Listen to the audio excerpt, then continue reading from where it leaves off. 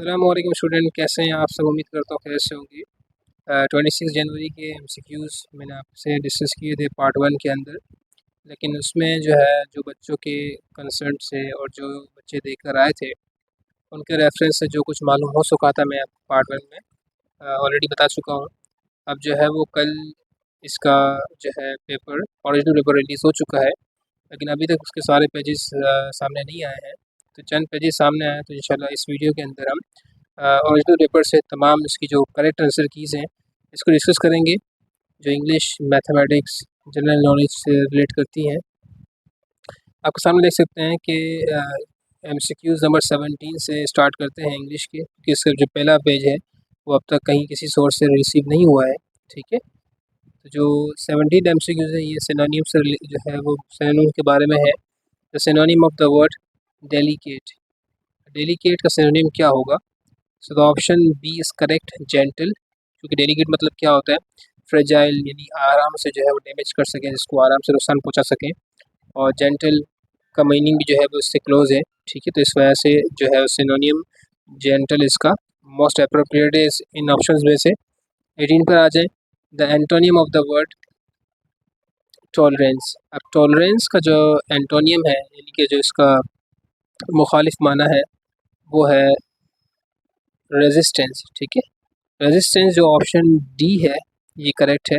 ठीक है, क्योंकि टॉलरेंस मतलब क्या होता है कि एक्सेप्टेंस, किसी चीज़ को बर्दाश्त करना। ठीक है, जबकि रेजिस्टेंस में इसका मतलब क्या होता है, अपोजिट होता है, नहीं इसमें जो है वो एक्सेप्टेंस की रिफ्यूज़ल होती है, रिफ्यूज़ करना पाया जाता है उसमें। ठीक है, so option D is correct in MCQs number 18। 19 पर आते हैं, synonym of the word precise. Precise का सिनोनिम क्या होगा। ठीक है, प्रिसाइज कहते हैं स्पेसिफिक को, बिल्कुल एग्जैक्ट को कहते हैं। तो यहाँ पर स्पेसिफिक जो ऑप्शन सी है ये करेक्ट है इसका। ठीक है, द एंटोनिम नंबर 20 पर आ जाएं, the antonym of the word fraud. Fraud जो है धोखे को बोलते हैं। ठीक है, यानी कि किसी शख्स को जो है वो डिसीव करना, यानी डिसेप्शन को कहते हैं। ठीक है, तो इसका मोस्ट अप्रोप्रिएट जो अपोजिट होगा, एंटोनियम होगा, वो ऑनेस्टी होगा। ठीक है, ऑनेस्टी जो है वो ईमानदारी को कहते हैं, फ्रॉड जो है वो बेईमानी को कहते हैं। ठीक है, आगे चलते हैं, 21 पर आ जाएं। ये स्पेलिंग करेक्शन के हवाले से है। कर्टेन यानी पर्दा, इसकी प्रॉपर स्पेलिंग क्या है। ऑप्शन ए करेक्ट है, CURTAIN, कर्टेन। 22 पर आ जाएं, choose the correct spelling of the word consider. Consider की प्रॉपर स्पेलिंग कौन सी है, CONSIDER। ऑप्शन ए करेक्ट है। ठीक है, 22 का भी ऑप्शन ए करेक्ट है। 23 पर आ जाएं, choose the correct spell word. 23 जो एमसीक्यूज़ है इसका जो राइट आंसर है वो है option B, thousands, THOUSANDS, thousands. ठीक है, बाकी सारी स्पेलिंग गलत है। 24 पर आ जाएं, choose the correct spell word annoyed. Annoyed की जो है सही स्पेलिंग है ANNOYED, annoyed. Option B is correct in 24 MCQs. 25 पर आ जाए, फर्नीचर। फर्नीचर की प्रॉपर स्पेलिंग क्या है, FURNITURE। ठीक है, FURNITURE, फर्नीचर। तो यहाँ पर ऑप्शन ए जो है वो करेक्ट है। ठीक है, आगे चलते हैं, 26 पर आ जाएं। इसमें एरर डिटेक्शन है, यानी कि आपको एरर फाइंड आउट करना है कि किस जो है वो सेंटेंस के पार्ट के अंदर एरर है। 26 में है कि Miss Sarwat is the landlordess of the big house. अब यहाँ पे वाज़े मिस्टेक है, लैंडलॉर्ड और ESS लगा हुआ है, तो ये वर्ड प्रॉपर नहीं है, इसकी जगह पे आना चाहिए था लैंड लेडी आना चाहिए था। ठीक है, लैंड लेडी के फेमिनियन जो है वो लैंडलॉर्ड का लैंड लेडी आता है, न कि लैंडलॉर्डेस। ठीक है, ज़रूरी नहीं कि हर जो है वो मेल प्रोनाउन के उसके जो है वो ESS लगा कर ही हम जो है फेमिनाइज करेंगे। ठीक है, तो ये मिस्टेक इसमें है। 27 पर आ जाए, हमज़ा बॉट एंड ब्लेज़र। अब देखिए ब्लेज़र यहाँ पर है, लेकिन इसके आगे जो चीज़ें हैं वो बिल्कुल ब्लर है। ठीक है, सो यहाँ पर मिस्टेक वाज़े है कि ब्लेज़र के साथ एन नहीं आता। ठीक है, क्योंकि इसमें कोई वोवेल साउंड नहीं है। सो द ऑप्शन ए में जो एन का जो ऑप्शन है ये मिस्टेक है। ठीक है, तो ये ऑप्शन ए जो इसका करेक्ट है। आगे आ जाएं, 28 पर आ जाएं, लेट्स गो एंड विज़िट। इसमें भी देखें जो है वो तो आगे का जो कंटेंट हिस्सा है इसका ब्लर है। ठीक है, इस वजह से हम इसको सही नहीं देख पा रहे। इसका ऑप्शन जो है वो हमें नहीं मालूम। आगे चलते 29 पर आ जाएं। If you can work easierly here.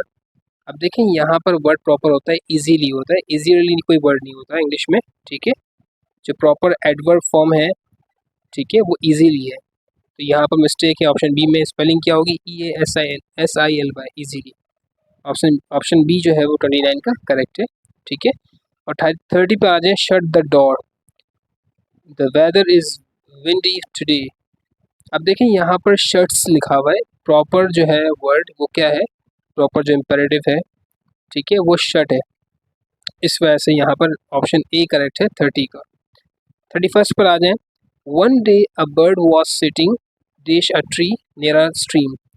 अब देखिए जो है वो दरिया के किनारे छोटी सी जो है वो नहरों के संग जो रिवर होता है उसको कहते हैं स्ट्रीम, उसके करीब जो है वो एक परिंदा, ठीक है, बैठा हुआ था। कहाँ पर, दरख्त पर। तो यहाँ पर ऑन अ ट्री आएगा, ऑन जहाँ प्रॉपर है, ठीक है। सो ऑन जो प्रीपोजिशन है यहाँ पर इस्तेमाल होगा 31 MCQs के अंदर। सो the option number A is correct. 32 पर आ जाए, the bird Lay's eggs dash the spring. Bird जो है वो अंडे देती है स्प्रिंग के मौसम में, ठीक है। तो इन जो है प्रॉपर रहेगा यहाँ पर, ये क्योंकि जो है वो सीज़न को शो कर रहा है यहाँ पर इन, ठीक है। So the option number C is correct. 33 पर आ जाएं। 8 स्मॉल गर्ल्स वर पार्टिसिपेटिंग देश रेस। छोटी 8 बच्चियां जो है वो पार्टिसिपेट कर रही थी रेस के अंदर, तो यहाँ पर इन आएगा, ठीक है, इन अ रेस। 34 पर आ जाए, आई एम वरिड देश द एग्ज़ाम। मैं बहुत जो है वो परेशान हूँ, इसके बारे में, एग्जाम्स के बारे में। So the about is right appropriate preposition here. Option C is correct in 34 MCQs। 35 पर आ जाए, दिस बुक इज बेस्ड, ठीक है, this book is based dish true events. ये किताब जो है वो सच्चे वाक़यात पर मबनी है। सो द यहाँ पर जो प्रॉपर है जो है वो प्रीपोजिशन है वो क्या आएगा, ऑन आएगा, ठीक है, ऑन ट्रू इवेंट्स। 36 पर आ जाए, 35 यहाँ तो 36 पर आ जाएं। अब यहाँ पे सेंटेंस स्ट्रक्चर से रिलेटेड MCQs हैं, ठीक है। लिखा है कि select the correct sentence from the following sentences. अब इसमें से कौन सा सेंटेंस जो है वो ठीक है। देखिए, द बेल हैज़ रंग। देखिए, रिंग, रैंग, रंग, RUNG, रंग प्रॉपर जो है वो थर्ड फॉर्म है, ठीक है, क्योंकि यहाँ पर सेंटेंस जो दिया हुआ है जो है प्रेजेंट परफेक्ट का दिया हुआ है, हैज़ के साथ जो है वो हमेशा थर्ड फॉर्म लगती है प्रेजेंट परफेक्ट के अंदर। तो यहाँ पर द बेल हैज़ रंग आना चाहिए, रिंग, रैंग, रंग, RUNG, रंग प्रॉपर स्पेलिंग होगी यहाँ पे थर्ड फॉर्म रिंग की। सो the option number A is correct, ठीक है, द बेल हैज़ रंग इन 36 MCQs। 37 पर आ जाएँ। यहाँ पर बताना है कि प्रीपोजिशंस कौन सा जो है वो इस्तेमाल हुआ है। Students make noise in the class, बिल्कुल वाज़ेह है, इन जो है मौजूद है प्रीपोजिशन, ठीक है। सो द ऑप्शन नंबर जो है यहाँ पर डी सही होगा, क्योंकि यहाँ पर तीनों ऑप्शन में इन लिखा हुआ नहीं है, लेकिन डी ऑप्शन जो है वो इन होगा। तो 47 का इन यानी कि डी ऑप्शन सही है, ठीक है। अभी 48 पर आ जाए, तो select the future tense verb in the following sentence. अब देखें सेंटेंस दिया हुआ है 38 MCQs में कि he will never be able to see, वो कभी भी जो है वो देख नहीं पाएगा। अब देखें यहाँ पर फ्यूचर टेंस वर्ब को फाइंड आउट करना है, तो यहाँ पे ऑक्सिलरी वर्ब जो है फ्यूचर टेंस में विल इस्तेमाल होता है। So option number C is correct, will, ठीक है, इन 48 MCQs। 49 पर आ जाएं। अब देखिए 49 यहाँ बहुत बिलर है, ठीक है, लेकिन मैंने पूरी कोशिश की है कि मैं समझ सकूं कि पूछना क्या जा रहे हैं। तो यहाँ पर बेसिकली पूछना चाह रहे हैं कि किस सेंटेंस में प्रोनाउन इस्तेमाल हुआ है, ठीक है, प्रोनाउन। और गालिबन ये सेंटेंस ऐसा लग रहा है कि ही वॉज प्लेइंग, आगे समथिंग लिखा हुआ है। तो ये बात याद रहे, प्रोनाउन जो है वो सब्जेक्ट की जगह पर होता है, जो डूअर होता है, ठीक है, वर्ब का जो किसी एक्शन का डूअर होता है, ठीक है। तो यहाँ पर शायद ही वॉज प्लेइंग है या शी वॉज प्लेइंग है। तो प्रॉपर जो है जो प्रोनाउन है वो क्या होगा, सब्जेक्ट होगा। तो स्टार्ट में अगर ही है तो ही सेलेक्ट जो है वो करेक्ट होगा, और शी है तो शी सही होगा, ठीक है। ऑप्शन नंबर 49 MCQ नंबर 49 के अंदर। 50 पर आ जाएं। तो यहाँ पे आप देख सकते हैं कि एडवर्ब लिखा हुआ है कि adverb in the following sentence, यानी आपको सेंटेंस में एडवर्ब फाइंड आउट करना है। और सेंटेंस दिया हुआ है कि ही drives the car very fast.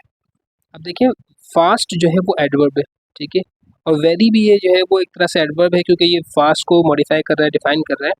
तो वेरी फास्ट दोनों ही ये एडवर्ब है। अगर ऑप्शन में फास्ट दिया हुआ है तो आप फास्ट को जो है वो सही कीजिएगा, ठीक है। अब आप ऑप्शन नंबर जो है, अगर बी में या ए में अगर फास्ट दिया हुआ है तो वही करेक्ट ऑप्शन है एमसीक्यू नंबर 50 का, ठीक है। तो यहाँ तक तो हमने इंग्लिश का हिस्सा मुकम्मल कर लिया 17 से लेकर 50 तक। आगे चलते हैं, ठीक है, बल्कि एमसीक्यू नंबर 40 तक, ठीक है। ये 40 यहाँ पे कंप्लीट हो गए। अब आगे चलते हैं 41 से, जो मैथ का पोर्शन है, ठीक है।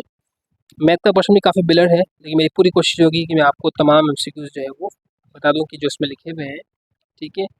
41 एमसीक्यूज़ में देखें लिखा हुआ है the sum of the two whole number is always आ। देखिए, दो होल नंबर्स का जो सम है हमेशा क्या होगा, वो होल नंबर ही होगा। जैसे फॉर एग्जांपल 3 और 4 ले लें, प्लस कर लें 7 बन गई। 7 क्या है, होल नंबर है, ठीक है। क्योंकि होल नंबर जो है वो क्लोज्ड होते हैं एडिशन के अंदर, चाहे जितने भी आप जो है वो ऐड कर दें होल नंबर, वो उनका जो रिजल्ट है वो क्या होगा, होल नंबर ही होगा, ठीक है। तो अगर ऑप्शन नंबर सी करेक्ट है 41 एमसीक्यूज का। 42 पर आ जाएं, the product of the to rational number is. दो रैशनल नंबर का जो प्रोडक्ट हमेशा मल्टीप्लाई करेंगे तो क्या आएगा, बिल्कुल रैशनल नंबर ही आएगा, ठीक है। तो फॉर एग्जांपल जैसे 1/2 ले लिया आपने, अगर उसको मल्टीप्लाई करें 3/4 से, कोई भी आप जो है वो अपने तौर पर फ्रैक्शन ले लें, इसका आंसर आएगा 3/8। 3/8 क्या है, रैशनल नंबर है। तो रैशनल नंबर हमेशा क्लोज होते हैं मल्टीप्लिकेशन के अंदर, ठीक है। तो आप जितने मल्टीप्लाई करते हैं रैशनल नंबर्स को, उनका आंसर जो है वो रैशनल नंबर ही आएगा, ठीक है। आगे चलते हैं 43 पर आ जाए, द स्क्वायर ऑफ ए का स्क्वायर क्या होगा, ए स्क्वायर होगा। ऑप्शन सी इज करेक्ट, ठीक है। आगे चलते हैं 44 पर आ जाए, ठीक है। यहाँ पर लिखा हुआ है कि देख सकते हैं रियल नंबर यहाँ पर दिए हुए हैं ए बी सी, ठीक है। और अब आगे इसको जो है उन्होंने डिस्क्राइब किया है कि A multiply by B plus C is equal to A B plus A C. अब यहाँ पर पहले जो है वो लेफ्ट साइड पे ए को मल्टीप्लाई किया जा रहा है बी और प्लस सी के जो है वो पूरे जो है वो कंबाइंड सम से, और इज इक्वल टू के राइट साइड पे जो है वो ए मल्टीप्लाई हो रहा है बी से इंडिविजुअली, और फिर जो है वो ए मल्टीप्लाई हो रहा है सी से इंडिविजुअली, बाद में इनका जो है वो सम हो रहा है।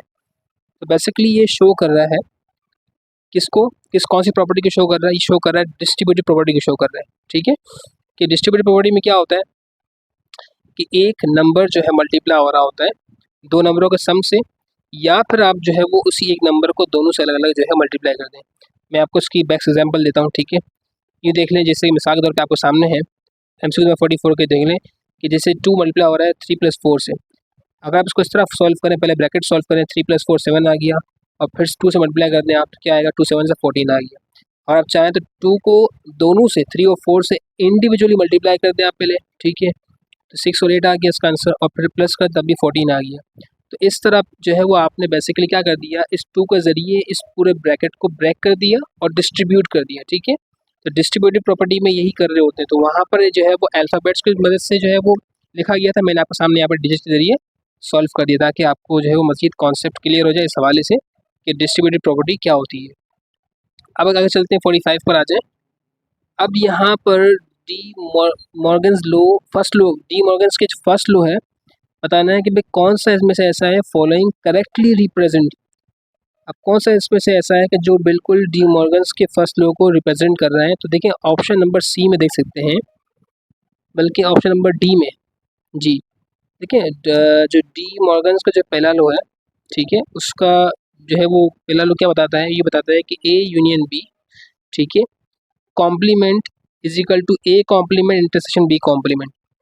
अगर आप ए और बी को यूनियन कर दें, ठीक है, इनका यूनियन निकालें और फिर जो है वो उसका कॉम्प्लीमेंट निकालें, यू से माइनस कर दें, ये बराबर होगा किसके, ए और बी का अलग से कॉम्प्लीमेंट निकाल कर इनका इंटरसेक्शन करने के। तो ये इसका जो है फर्स्ट लॉ बताता है। सो इस वजह से जो है वो ऑप्शन डी करेक्ट होगा 45 एमसीक्यूज़ का। 46 पे कहा गया है, ठीक है, दो नंबर लिखे गए हैं 2483 मल्टीप्लाई बाय 253। अगर आप इन दोनों नंबर्स को मल्टीप्लाई करें तो इनका आंसर क्या आएगा। देखिए अगर आप सॉल्व करें बाकायदा तौर पर इन दोनों को, तो आप इसके आंसर को आराम से फाइंड आउट कर सकते हैं, इसमें कोई जो है मुश्किल बात नहीं है। इसका आंसर जो आएगा 6,28,199 आएगा, ठीक है। आप ट्राई कर लें अपने तौर पर, जिस भी मेथड के साथ साथ चाहें आप जो है वो मल्टीप्लाई करना, ठीक है। अब आगे चलते हैं जी। आगे दिया हुआ है कि प्लस, देखें अब यहाँ पर देखें, अगर चाहे -8 डिवाइड बाई +2 है या फिर +8 डिवाइड बाई -2 है, दोनों का आंसर सेम ही आएगा, यानी -4 ही आएगा। यानी 8 डिवाइड बाई 2 क्या आता है, 4 आता है, ठीक है। अब चाहे माइनस जो है वो 8 के साथ लिखा हुआ हो या 2 के साथ लिखा हुआ हो, आंसर -4 ही आएगा। तो अगर ऑप्शन नंबर जो है वो बी में -4 है तो ये ऑप्शन बी सही है, और अगर ऑप्शन नंबर ए में है तो ऑप्शन ए सही है। लेकिन मुझे लग रहा है कि ऑप्शन ए में 6 दिया हुआ है और ऑप्शन बी में -4 दिया हुआ है, ठीक है। तो मेरे ख्याल से -4 ऑप्शन बी में दिया हुआ, तो ऑप्शन बी सही है 47 MCQs का, ठीक है। अब 48 और 49 बिल्कुल बिलर है, कुछ समझ में नहीं आ रहा, ठीक है। हाँ, 50 MCQs में समझ में आ रहा है, वो ये लिखा हुआ है द वैल्यू ऑफ ए, आपको ए की वैल्यू फाइंड आउट करनी है, ठीक है। इन 40/60 इज इक्वल टू 50/A। अब इसको किस तरह सॉल्व करेंगे, मैंने आप इसको सॉल्व किया है, ठीक है, आप देख सकते हैं इस तरह जी जी। अब देखें यहाँ पे जो है मीन और एक्सट्रीम ये सॉल्व करेंगे हम, ठीक है। एक्सट्रीम वाले जो 40 और ए है, ये दोनों कॉर्नर पे इनको आपस में मल्टीप्लाई कर दें आप, और जो मीन जो दरमियान वाले हैं 60 और 50 इनको आपस में मल्टीप्लाई कर दें, ठीक है। तो जब 40 को इसे मल्टीप्लाई किया तो 40 हो गया, ठीक है, और 60 को मल्टीप्लाई किया 50 से तो क्या आ गया आंसर 3000 आ गया। अब 40 जो चूँकि लेफ्ट साइड पे मल्टीप्लाई में था, नीचे आके डिवाइड में हो गया, ठीक है। तो 3000 को जब हमने मल्टीप्लाई किया 40 से तो इसका आंसर क्या आया 75 आया, ठीक है। सो इट्स मीन दैट ए की जो वैल्यू है वो क्या है 75 है, ठीक है। अब दोबारा चलते हैं पेपर की तरफ चलते हैं, इसमें ऑप्शन नंबर डी जो दिया हुआ है वो करेक्ट दिया हुआ, ठीक है। 50 का इसमें आंसर दिया हुआ 75, ठीक है। सो 50 का जो आंसर है वो 75 है, ऑप्शन डी इज़ करेक्ट। 51 पे यहाँ से वर्ड प्रॉब्लम शुरू हो रहे हैं, ठीक है। मेरा जो है वर्ड प्रॉब्लम दिया हुआ है a reduction in the actual price of an object is called. अब देखिए, अगर एक्चुअल प्राइस में रिडक्शन हो जाएगी, ठीक है, तो ये सिंपल बात शो कर रहा है कि ये डिस्काउंट है, ठीक है। डिस्काउंट में क्या होता है, एक्चुअल प्राइस में हम कमी कर देते हो, ठीक है। So the option B is correct, discount. 52 पर आ जाए, a line segment whose end points lies on the circle is. ऐसी लाइन सेगमेंट जो है वो इसके दोनों एंड पॉइंट्स जो है वो टच कर रहे होते हैं सर्कल को, तो सर्कल को सर्कमफेरेंस को टच कर रहे होते हैं, उसे क्या कहते हैं, हम उसे कॉर्ड कहते हैं, CHORD कॉर्ड, ठीक है। ये कॉर्ड क्या कर रहा होता है, एक स्ट्रेट लाइन होती है, उसके वो कनेक्ट कर रही होती है दोनों पॉइंट्स को, ठीक है, सर्कल के सर्कमफेरेंस की। जैसे कि मिसाल ले डायमीटर, वो क्या है, ये लॉन्गेस्ट कॉर्ड है, ठीक है, सर्कल का। ये दोनों इसके दोनों जो है वो एंड पॉइंट्स क्या कर रहे होते हैं, सर्कल के जो सर्कमफेरेंस से इसको टच कर रहे होते हैं, ठीक है। तो यहाँ पर जो ऑप्शन है कॉर्ड का, ठीक है, ऑप्शन डी ये करेक्ट है, ठीक है जी। आगे चलते हैं 53 पर आ जाएं। आगे लिखा हुआ है कि visual representation of frequency distribution. Frequency distribution की जो विजुअल रिप्रेजेंटेशन है वो कौन करता है, वो करता है हिस्टोग्राम, ठीक है, क्योंकि हिस्टोग्राम डिस्प्ले कर रहा होता है जो है वो डेटा पॉइंट्स की जो फ्रीक्वेंसी होता है इसको डिस्प्ले कर रहा होता है, जो इंटरवल में दिए गए होते हैं बार्स की मदद से, ठीक है। इस वजह से histogram is the right answer in MCQs number 53। So the option C is correct. 54 पर आ जाए, if the line divides the angle into 2 parts then it is called.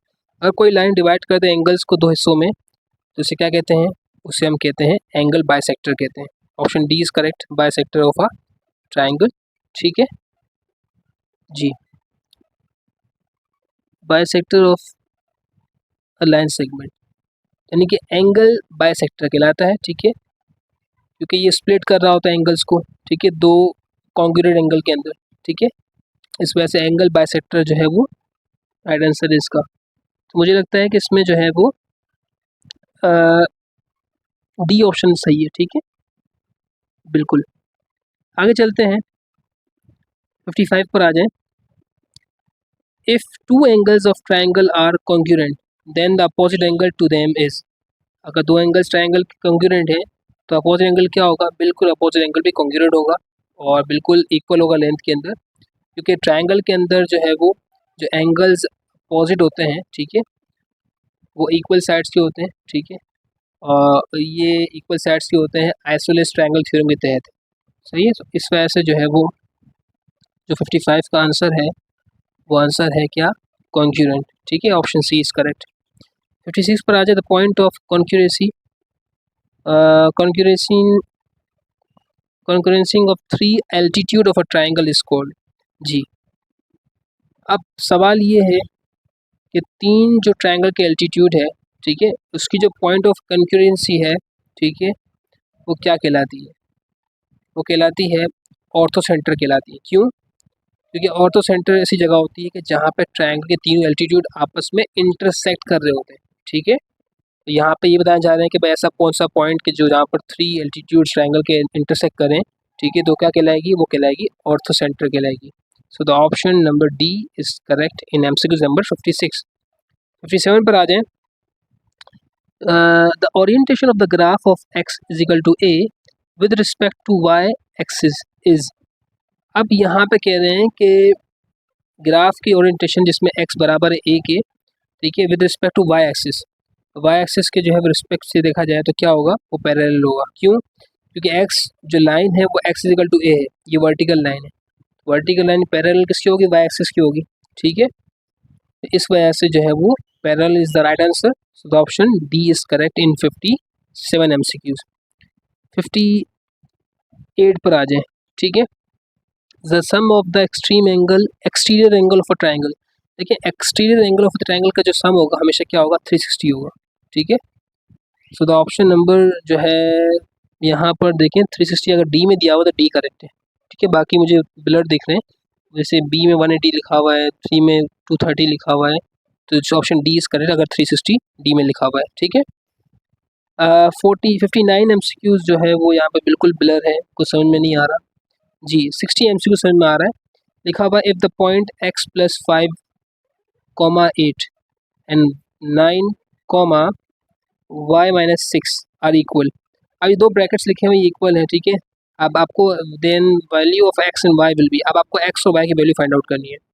देखिए, ये बेसिकली दो इक्वेशंस दी गई है, अगर उसका फोकस करें, x प्लस 5 ये फर्स्ट प्लेस पे लिखा हुआ है और इजिकल समझे इजिकल बीच में लिखा हुआ है। ठीक है, और साथ में जो है वो सेकंड जो है वो ब्रैकेट में फर्स्ट प्लेस में 9 लिखा हुआ है। तो पहली इक्वेशन बन गई क्या, x plus 5 is equal to 9। और अगर देखें आप कि सेकंड प्लेस पे पहले ब्रैकेट में जो है वो क्या लिखा हुआ है, 8 लिखा हुआ है, और सेकंड प्लेस पर जो है वो सेकंड ब्रैकेट में लिखा हुआ y माइनस 6 लिखा हुआ है। तो सेकंड इक्वेशन बन गई क्या कि 8 is equal to y minus 6। अभी दो इक्वेशन आपको सामने आ चुकी हैं, अब इसको सॉल्व करते हैं। अब मैं आपको इसकी एक इमेज जो है वो तैयार की हुई है, इसको देख सकते हैं आप। ठीक है जी, जी, इसको देख लें आप, ये दो इक्वेशन बन गई आपके सामने। पहली इक्वेशन को सॉल्व करने के तरीका क्या है, बिल्कुल देखें, 5 जो है जो कि लेफ्ट साइड पे प्लस में है, इसको राइट साइड पे मूव किया हमने, माइनस में हो गया। 9 माइनस 5 क्या आ गया, 4 आ गया, तो एक्स की वैल्यू क्या हो गई, 4 हो गई। ठीक है, और इसी तरह दूसरी इक्वेशन बन गई थी 8 is equal to Y minus 6, क्योंकि सेकेंड प्लेस पे जो है वो पहले ब्रैकेट में 8 था और दूसरे जो है वो राइट साइड पर वाई माइनस 6 था सेकेंड प्लेस पर। अब यहाँ पर देखें -6 जो है वो राइट साइड पे है, इसको लेफ्ट साइड पे मूव कर देंगे तो क्या हो जाएगा, +6 हो जाएगा। अब 8 + 6 क्या आ गया, 14 आ गया, तो y की वैल्यू 14 आ गई। सो x की वैल्यू 4 और y की वैल्यू 14, ये जिसका आंसर राइट है। ठीक है, देख लेते हैं इसमें ऑप्शन जो है वो वाजे हैं। जी, इसके ऑप्शन देखिए कहीं वाजे नहीं है। ठीक है, तो इसी वजह से जहाँ पर भी ये लिखा हुआ हो कि x की वैल्यू 4 है और y की वैल्यू 14 है, तो वही राइट आंसर होगा। क्योंकि देखिए डी सी और डी में है वो मुझे नज़र नहीं आ रहा इस तरह कि कहीं पे 14 लिखा हुआ हो।